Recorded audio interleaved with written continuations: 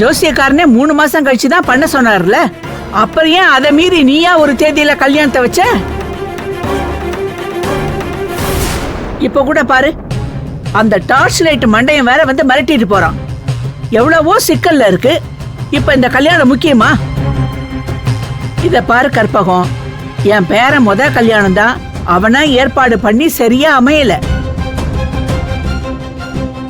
இப்ப நாமெல்லாம் இருந்தும் இத லேசா விட்டுறக்கூடாது. பார்த்து நிதானமா தான் முடிக்கணும். அவசரப்படாத, சொன்னா கேளு. ரத்தக்கரை பட்டதுல இருந்து என் மனசுலயே தப்பான எண்ணம் தான் ஓடுது.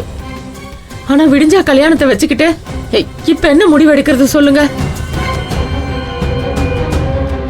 முதல்ல இத வாசுகிட்ட எப்படி சொல்றது, ரங்கநாயகி அம்மாட்ட எப்படி சொல்றது? எனக்கு ஒரே குழப்பமா இருக்கு அத்தை.